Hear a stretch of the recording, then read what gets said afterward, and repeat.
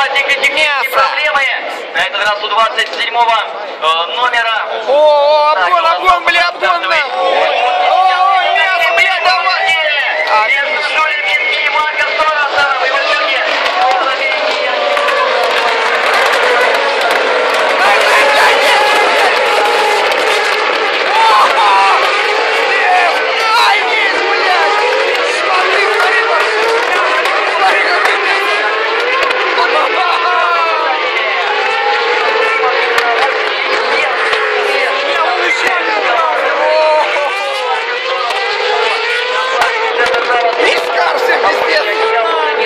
Красивое начало!